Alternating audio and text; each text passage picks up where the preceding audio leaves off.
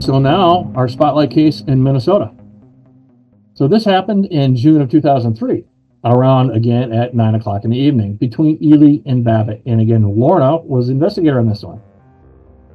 So we're driving in my car on our way home to Babbitt after working in Ely, going slightly southwest on Highway 21. It's a wooded road with a lot of wildlife to be on the watch for. It was about 9 o'clock in the evening. The sun was still very up and it was bright because it's Minnesota, northern Minnesota, and even in North Dakota, you know that the sun stays up a lot, especially in June.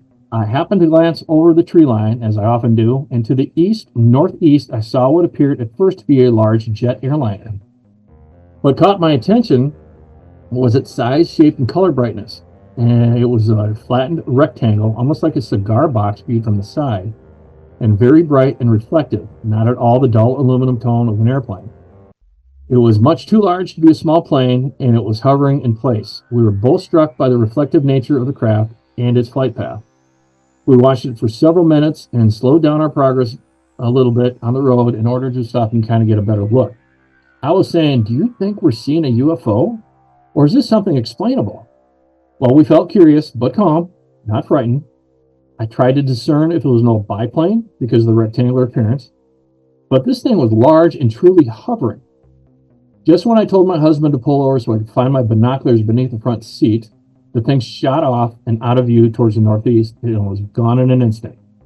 We both mentioned the feeling that it was somehow knew that we were trying to get a closer look because of how it disappeared immediately upon my reaching for the binoculars. It was gone, and we drove the rest of the way home. It's a 14-mile trip from Ely to Babbitt. This happened about 8 miles outside of Ely. My 18-year-old daughter then reported seeing something very similar several days later, which made me wonder just what this bright, reflective, and hovering object was.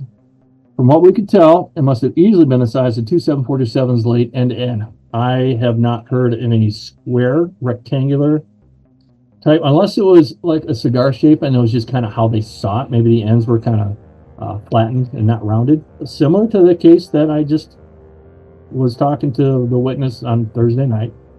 Of course, the ends on that were rounded a little bit, but not as much. I don't know. Taste disposition, unknown UAV. That happened back in 2003 up right here in the Arrowhead in northern Minnesota.